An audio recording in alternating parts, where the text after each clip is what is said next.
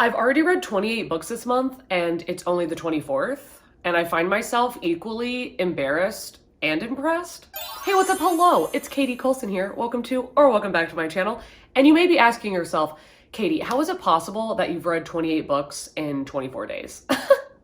Well, there's a couple reasons. The first of which being that it's January and the restaurant industry is very slow. The second is that I started a Patreon, and while I have so many things to say about that, the first of which, thank you so much to all the people, all of the bunnies who have subscribed and followed me on Patreon. I can't even begin to thank you enough.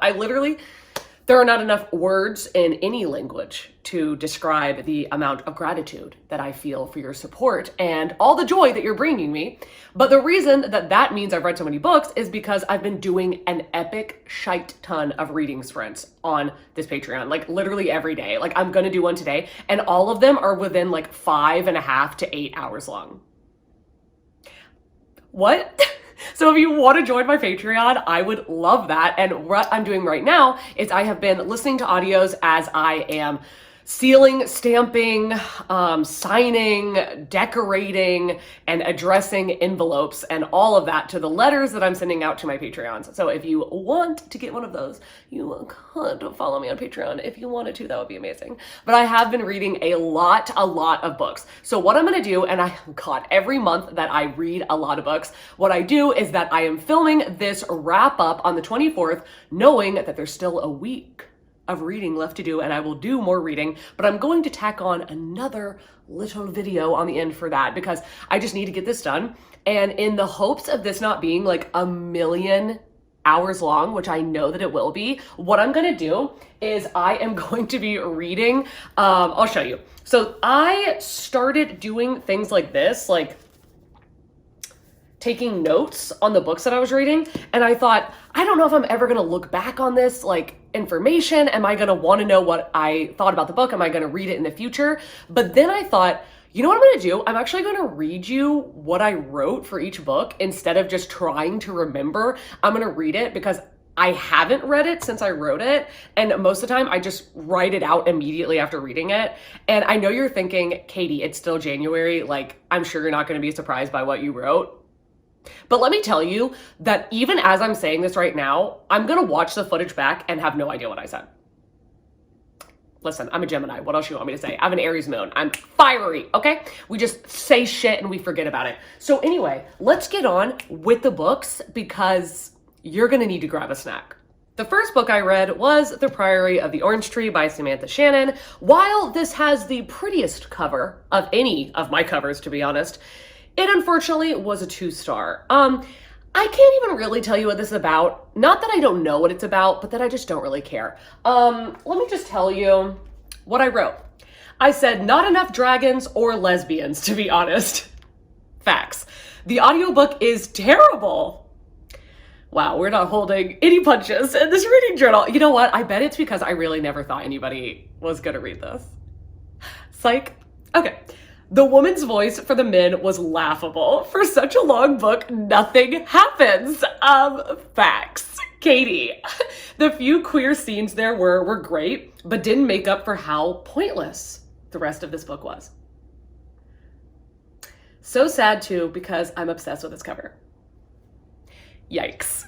And then I reread Behind Closed Doors by B.A. Paris. Now I read this audiobook years and years and years ago, and I remember I feel like I have bad memories of it, but then when I went on Goodreads, I had a good rating for it, but it wasn't 5 stars. And this was back when I was not a critical reader, you know what I'm saying? But this is like a, closed door mystery about this couple where it's like their life is perfect, but is it really, And then this woman is asking questions, trying to find faults in this. And the woman is like, oh my God, save me, please save me. My husband's a freaking monster.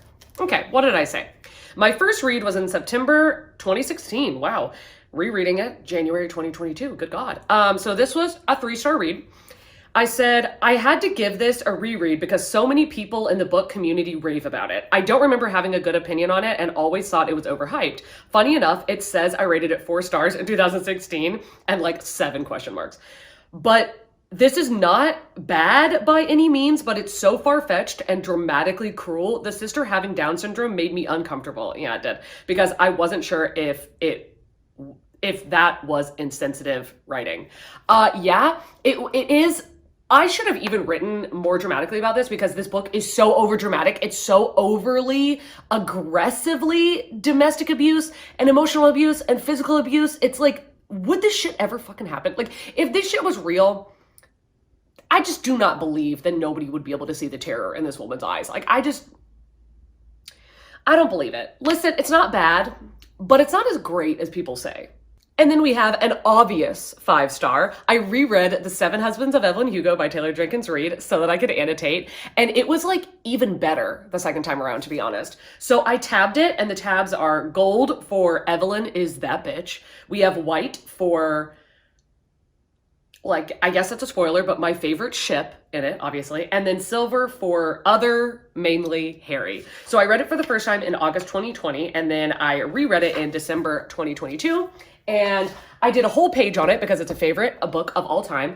And I put some quotes, and I am not going to really go into all of that, but I basically put a quote about True Blue, which is Harry and Evelyn's relationship, their friendship. And if you don't know what Evelyn Hugo's about, good God, like, have you ever heard of a book? Like, are you kidding me? Like, if you haven't read this book, like, where have you literally been? It's so freaking good. Like, listen, it's about this aging actress named Evelyn Hugo, and she's been married 7 times in her life, and everyone wants to know who was the true love of your life. And she's like, okay, I'm gonna sell my life story to Monique Grant, this random reporter.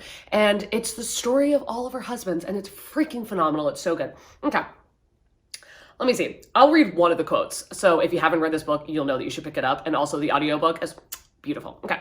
I insist that you be ruthless in your negotiation, Monique. Wow. My reading is terrible. Can never be an audiobook narrator. Make them pay you what they would pay a white man. Evelyn is that bitch.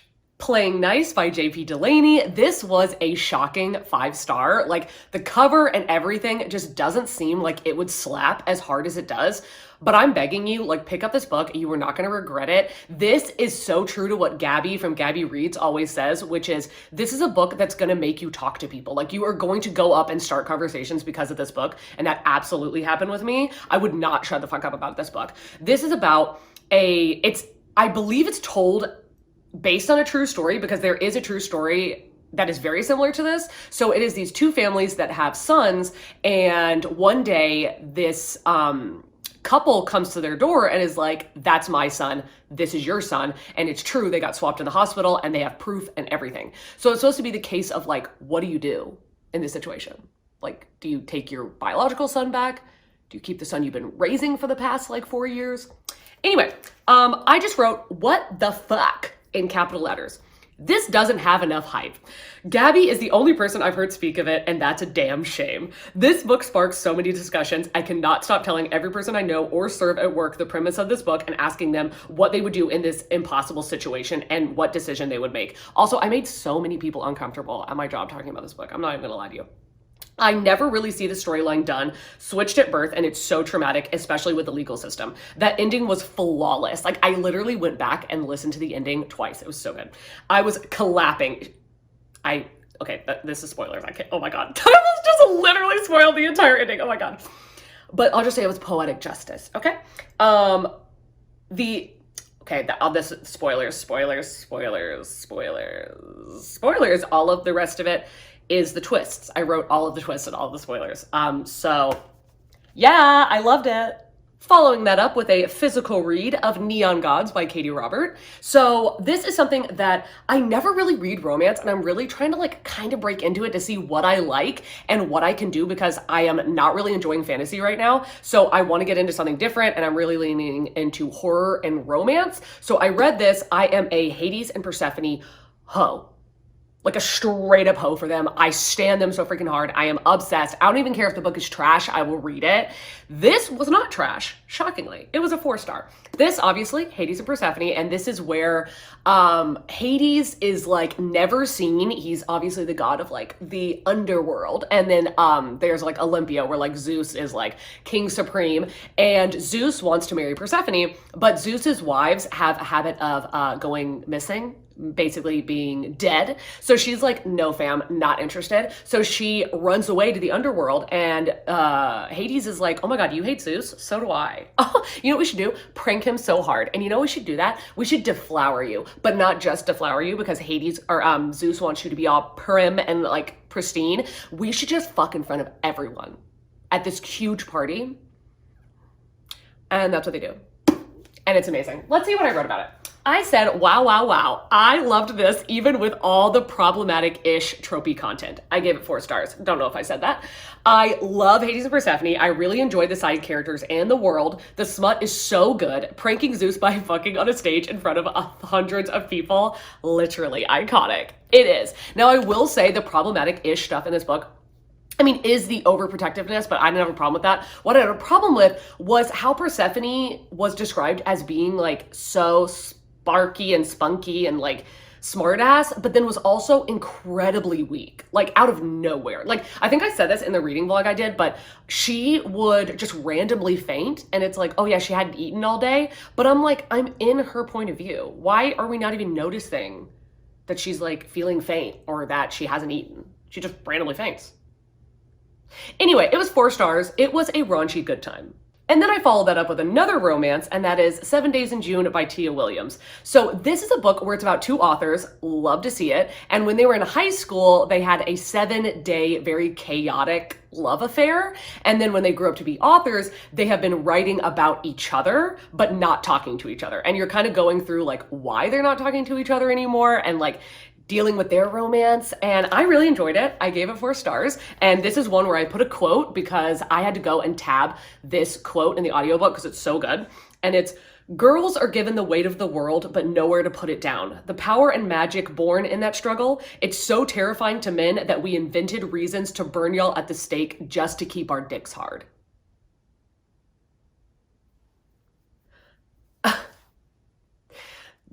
A man says that. A man says that in the book. The invisible illness representation was so important, and I related to it so closely with diabetes, which I did. It was like a little unsettling to read about because it was so realistic, but I really enjoyed it, and I ended up giving it 4 stars. Now we're getting into our winter ween reads, and that is going to be Comfort Me with Apples by Catherine Invalente. This is a novella. It says it's a sci-fi, but I would more categorize it as a literary horror, but like whatever you want to do, Barnes & Noble, okay? This is about this woman who, she has this perfect marriage. She has the perfect husband, she has the perfect life, until she kind of starts seeing things that are a little sus.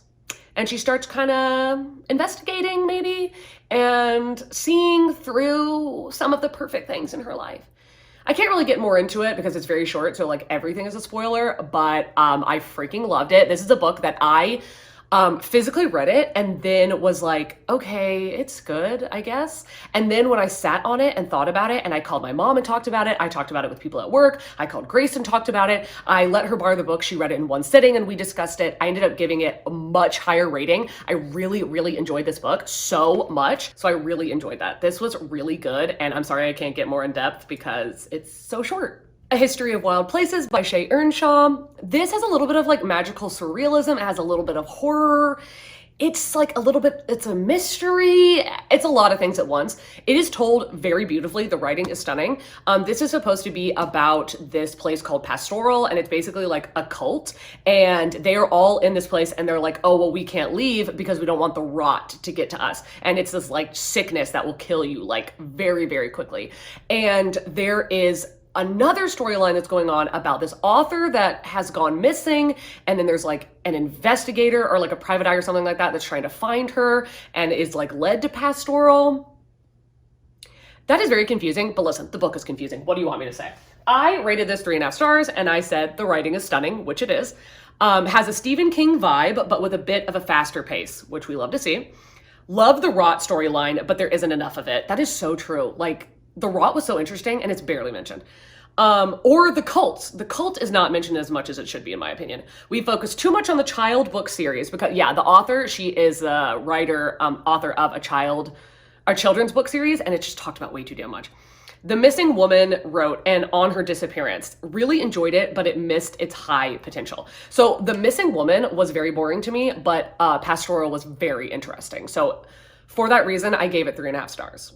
The Push by Ashley Audrain. Yes, I reread it. I read it in January of last year, and then again, obviously, January of this year. Read it for Winterween. I'm obsessed. I'm sure you all know what it's about, but I don't care. I'm here to push it down your throat. This is about Blythe, and she has just become a new mother when she never wanted to be a mother, and her mother and hers relationship is freaking terrible. So you're following her mother and hers relationship, and then her relationship with her daughter and how horrible it is, and how Blythe is like, there's something wrong with my daughter. Like, there's something wrong with her. She's like psychotic, like what's up? But then nobody believes her and is trying to make her seem like she's crazy. And then she starts to believe that she's crazy. But then also this kid is also kind of crazy. Like, but like, is she crazy? Like, I don't know, but I do know. But what? Like, it's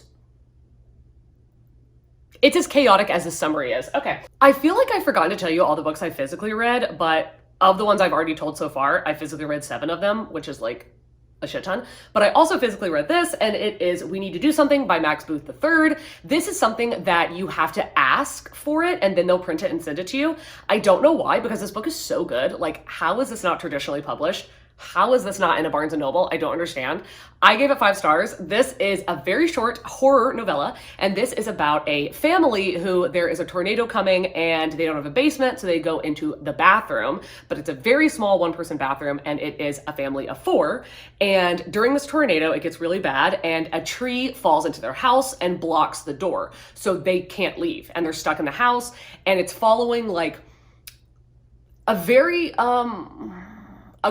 aggressive, like bad family dynamic, stuck in a very tight space together in a very traumatic situation. Anyway, let's see what I said. I gave it 5 stars, and I said this gripped me from page 1. I went in with no clue what it was about. Yeah, that was also cool. I love that it was written with COVID/isolation in mind, because that is true. He wrote this like during the pandemic. It's so eerie, terrifying, unsettling. The characters are so frustrating, but trying their best. The witchy lesbian undertone was so fascinating, which, oh my God, I loved that.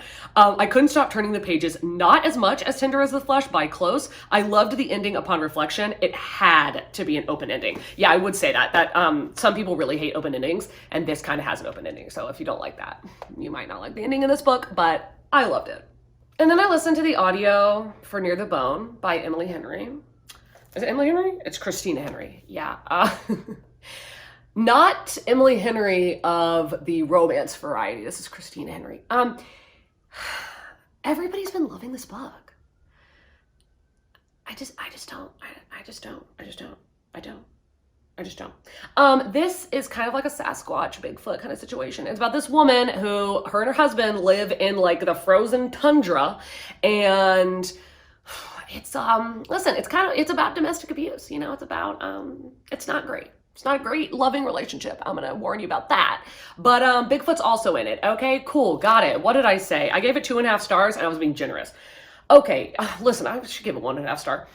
I wrote, okay, here's the thing, ... Yeah, I get it. How are you going to introduce Bigfoot into a story and then sideline him? He isn't the main plot, and I was so mad. I wanted Bigfoot, goddammit. Also, I don't like books where the monster is never seen and we're supposed to just imagine something scary. I literally hate that. Like, scare me, bitch. What are you doing?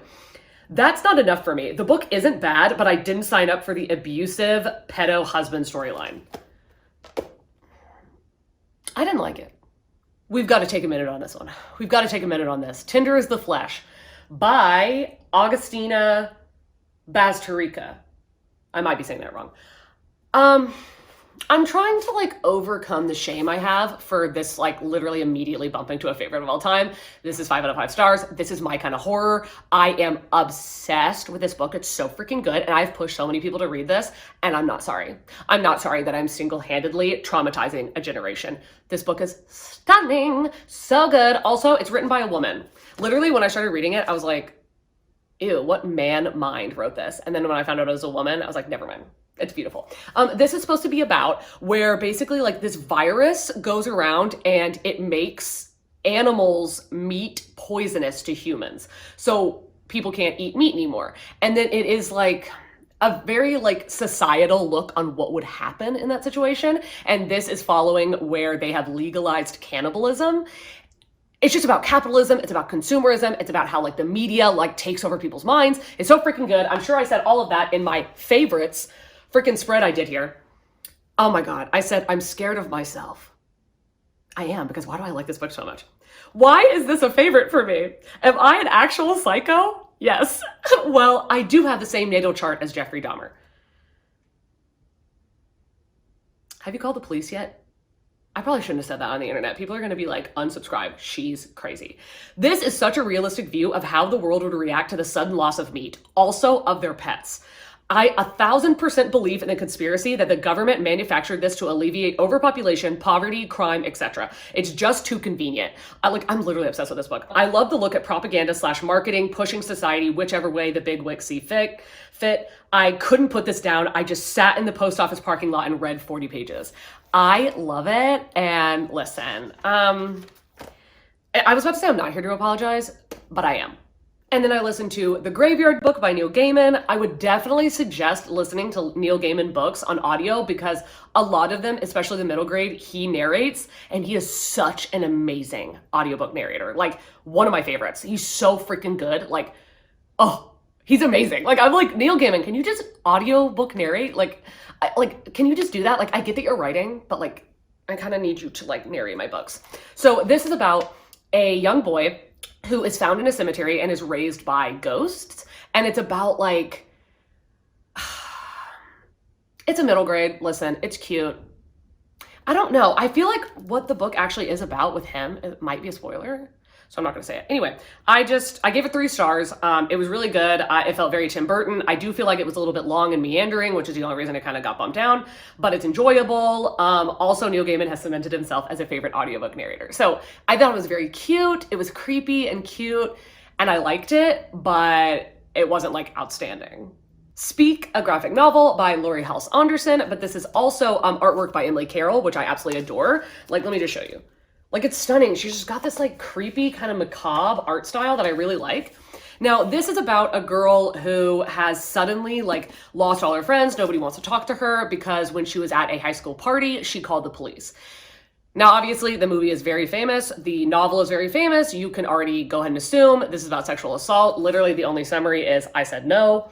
I felt like literally all I wrote was that it was 3 stars and that I was like, the artwork is stunning, but this is a very slow book and it's long for like not that much dialogue, not that much is happening. It's very slow. It's just like, the tone is depressing without like saying depressing things. Do you know what I'm saying? Like it's okay. My last book for Winterween is Devolution by Max Brooks. We got another Bigfoot on our hands, okay? This is supposed to be like, it's supposed to be told like it's a real thing that happened, like a documentary style, and you're following like half interviews with the people and then half journal entries. So it's supposed to be where this town basically got like destroyed, massacred by Bigfoot, and you're trying to, whatever, you're following that. Listen, let's not even get into it. I gave it freaking 2 stars. How can an audiobook with a full cast, journal entry of a tragedy about Bigfoot be largely action sequences and still manage to be this boring? Honestly, there's too much diary filler and I didn't care about any of the characters at all. Period. Then I listened to the audiobook for The Last House on Needless Street by Catriona Ward, and I'm very back and forth about my ratings for this book. It's basically impossible to tell you what this book is about. You follow the point of view of a cat and a girl and a serial killer. Kind of.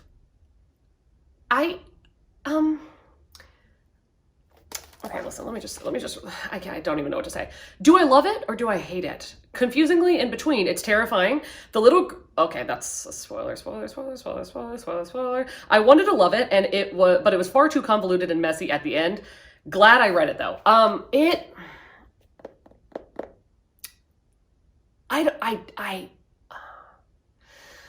don't know what to say. There are parts of this that I thought were really good. Very shocking. Very shocking. There were parts of it that were really fucking scary. I thought was really scary. The ending was so wild. Like, I read it twice and I was like, the fuck are you talking about? I don't know. Listen, we're going to move on. I gave it 3 stars. Black Sun by Rebecca Roanhorse. Yet another, why do I keep doing this to myself? Why do I keep trying to read fantasy right now? I'm clearly not in the mood. I don't know what my freaking problem is. I don't know why I'm doing this. And guess what? Spoiler alert, I do it more the rest of this month. I do it more, okay? We're not going to get into it. We're not going to get into it. I didn't rate it. I read it. I'm going to read it again. It's going right back on the TBR shelf. Oh wait, this one's good. We Ride Upon Sticks by Quan Berry. I said DNF at 70%. Nothing happens. Like seriously, nothing happens. How can you bring up witchcraft and then sideline it just to follow a group of girls as they like chat and dance and literally just live their lives? Literally, it's like a hockey team, this girls' hockey team, and they do this like witchy kind of spell to like make them like popular and like better at hockey. Or rugby? No, it's hockey. Hockey. Yeah. Cool. But they just don't do anything. They don't do anything. They don't do anything. They just like go to a party and like talk and drink. And like, it's literally so boring. The writing is really good though. But it was so boring, I literally couldn't finish it.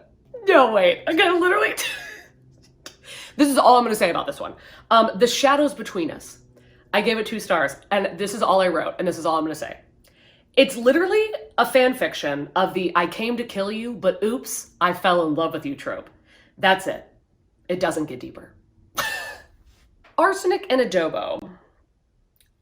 Not only is it just not a good mystery, it's just not good. It's not well done at all, but the diabetic representation is really gross. And if you didn't know, hi, my name's Katie Colson and I have type 1 diabetes. And I felt the representation personally offensive. I did not like it. Now, I did end up giving this 2 stars out of kindness because I didn't feel like the author was like doing it purposely, maliciously. But it's not cool, and I hope that she recognizes that and never does it again. This is supposed to be about this woman who she works at this bakery with her family, and her ex is a food like blogger and will come in and gives them like horrible reviews even though the food's really good. So he comes in one day and he comes in with his uncle, and she has just made a dessert and the uncle's gonna try it. And her ex wants to try it, and she's like, well, you have diabetes, like, you can't eat this. And he's like, I can do whatever I want, the fuck? And then he eats it, and he dies. And then literally so many characters blame it that he has diabetes, that he isn't health conscious, that he never took care of himself, even though he's described as being young and fit and, like, healthy. So I'm confused. And then, of course, even the medical examiner is like, oh, I'm sure it was ketoacidosis. It was diabetes related. And then it wasn't, of course. Duh. Disgusting. And then also, this is one of those cases of there's no way she could Nancy Drew herself into these situations. She just will just show up at a crime scene and just be allowed in and allowed to do whatever she wants. And listen, it's bad. Let's roll right into another bad book, and that's His and Hers by Alice Feeney. 2 stars. What an absolute mess from start to finish, and it just keeps getting worse and worse. The plot twists are thrilling, but absolutely ridiculous. I'm giving it 2 stars because it was fun, but seriously, this is bad. Okay, on a little bit of an upswing, we have She Who Became the Sun. Now, this is a fantasy, but I did end up really enjoying a lot of this book. I'm giving it 3.5 stars for now, but I am planning on reading it again in the future when the second book comes out, because I do believe I will want to continue with the series. This is like people say it's like Mulan and the Song of Achilles. I feel like it definitely had a lot of like the Poppy War vibes as well. It is a fantasy. Like, I am not in the fantasy mood, and I still really enjoyed it. I liked how gay this book is. Freaking loved that. For me to enjoy it this much when I'm hating fantasy means it must be damn good, and I definitely agree with that.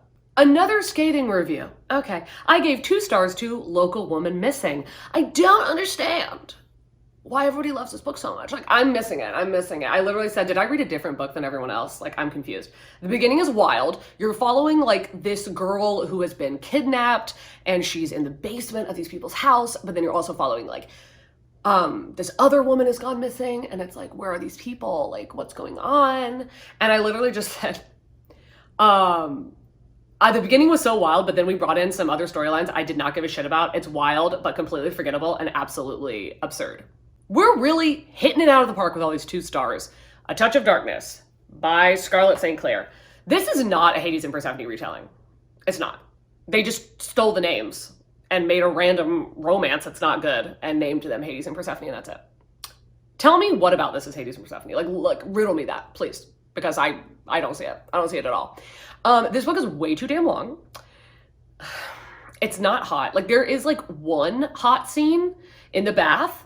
You know, if you know, you know. That was hot. Minth is the best part of this book, to be honest. There's just too much other shit. And then like, they have sex a lot, but like, the plot doesn't make any goddamn sense. Like, the contract that they have with each other doesn't make any sense. It's literally like, she doesn't know it's Hades, and he's like, I'll teach you how to play poker. And then he's teaching her, and she doesn't realize that there's actually stakes because she thinks she's just learning. And then he's like, oh, psych, now I own your soul.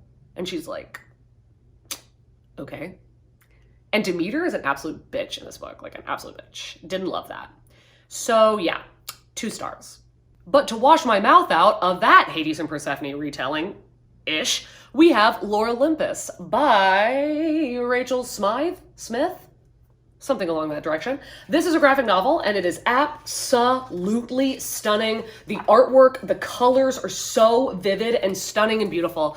Now, I will say I gave it 4 stars instead of 5 because there's not much that happens in this. It's really 80% artwork and 20% story. There's barely any dialogue. Like, it's like 1 comic panel per page, basically. And I just felt like this is a really long book for like not really much of anything to happen. But I did really enjoy what did happen. Obviously, it's a Hades and Persephone retelling. Like, we don't even need to get into it. It's the same thing, always, always. But this is really, really good. And I love the way that Hades and Persephone are depicted in this. I love that Hades is like, inside kind of like goofy and like awkward, and then Persephone is like just the most sweet, caring, like type 2, just so empathetic. She's just so sweet, and I just really love that. So I really enjoyed this book, and I cannot wait for volume 2. I finally read Razorblade Tears by S.A. Cosby. I love this cover so much. It's so cute. So this is about Buddy and Ike, and they are both like ex-cons or criminals, and their sons were married to each other. But Buddy and Ike are very homophobic. They're very transphobic. They live in the South. It's just not the vibe, you know? So when their sons get killed, and they don't know like who did it or what happened, but they know that it had to have been because they were gay, Buddy and Ike team up to take vengeance, like I'm talking like, this shit is gory. Like, they get in it. This is like an action movie. It really is. Now, I gave this 4 stars. I'm so glad this book exists. Like, there's so much like transphobic conversation, homophobic conversation. Like, there's just so much going on in here. But it didn't give me the 5-star feelings that I wanted it to. And it might be because it was very geared on just being like action, like, oh my God, and then the car's spinning, and then I punched his teeth out. And I'm like, that's so weird to go from that to like talking about homophobia and stuff. It's good. It is really good. It just wasn't as good as I was anticipating. I'm just now realizing that this next book is for a reading vlog, so I don't want to tell you what I thought about it because the reading vlog is not going to be out in January. But I did read A Curious Beginning by Deanna Raybourn. Hey, Erin from Booked and Busy, if you're out there, it's because of you, bitch. And the last book that I have read so far, before we jump to future Katie, is The Spanish Love Deception by who cares? What? What are y'all talking about? TikTok is wrong for this. TikTok is wrong for this. Like, what are y'all talking about? I've seen so many people giving this 5 stars. This book is terrible. This book is like actually bad. Like, it's actually a bad book. Like, it's not like, oh my God, it's problematic. It's just, it's poorly written. It's so poorly written. It's so bad. It's so bad. And it's so long. It's so long. The audiobook is like 16 hours long. Like, I shit you not. It's freaking insane. It's like the same freaking length of an audiobook as like Project Hail Mary. It's so bad and it doesn't make sense. It's supposed to be like enemies to lovers, but it isn't, because literally on like page 2, you find out that she's just crazy. Like, she has this perceived slight of this miscommunication of like something she overheard him say 2 years ago when he had known her for like less than a day. He like insulted her to someone else. And I'm like, he didn't know you. He didn't know you. And he doesn't act like that now. And he's so nice now. And she's just like, well, he hates me. He doesn't have a soul. And I'm like, really? Because he seems like a totally nice guy. I don't understand what your fucking problem is. What? It doesn't make any sense. Doesn't make any sense. It doesn't. And it's like, she's so stupid. She's so stupid. Like, all he's doing is being nice and being like, oh, you know, like, I can drive you. And she's like, I would never get in the car with you. And he's like, it's raining. Are you sure? And she's like, ew, eat dirt. I'm like, what are y'all talking about? Like, what are y'all talking about? This book is so bad. Okay. Also, there was nothing to like about her in the first place. Like, why was he into her? Like, he's hot and she's boring and dull and immature. Anyway, I'm gonna stop talking about it. Sorry if you like this book. I didn't like it. But now we're gonna jump to future Katie. Oh my God. It's future, present, end of month Katie in my kitchen cabinet talking to you. I forgot about filming this. I bet you couldn't have guessed. I'm in my freaking jams. This, I got at a thrift store. It's like, I guess somebody was doing a like racing match and the theme they had was Animal Farm. I found this at a Goodwill. Like, this is hilarious. I had to buy it. Anyway, so I read a couple other books. Technically, I've read 4 other books, but 2 of them are for a reading vlog that isn't coming out this month, so I'm not going to talk about those. But one of them was an audiobook called The Child, and it's like a full cast narration. It is cool that it was full cast,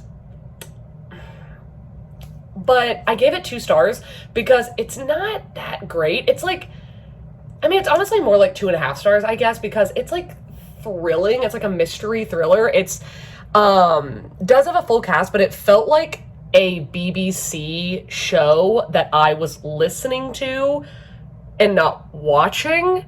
It was just very dramatic. And the full cast narration was honestly kind of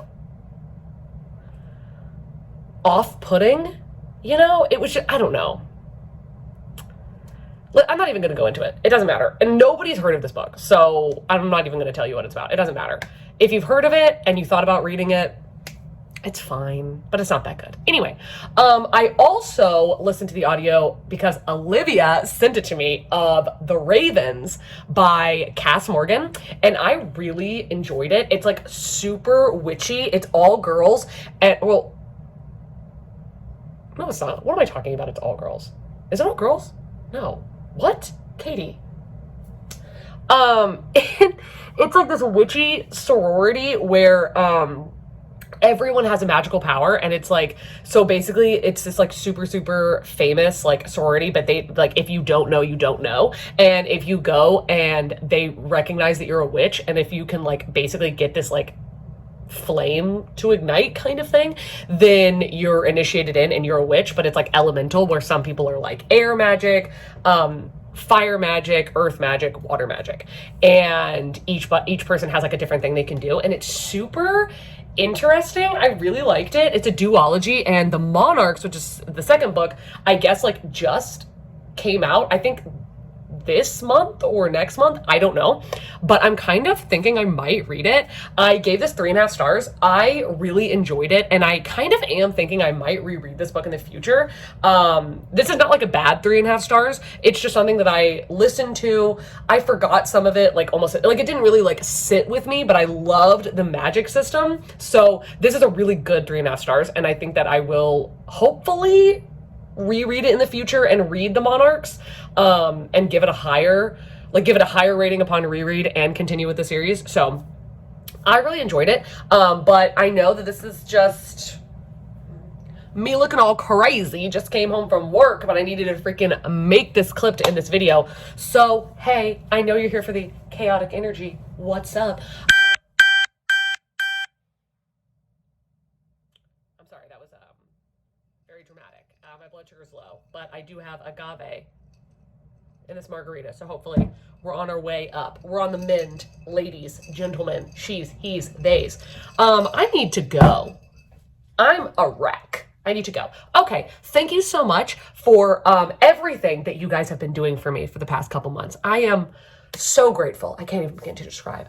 But if you want to follow me on Goodreads or Instagram, they are going to be linked down below, as well as a myriad of other links if you want to support this channel, including my, what is it? Patreon. Hello.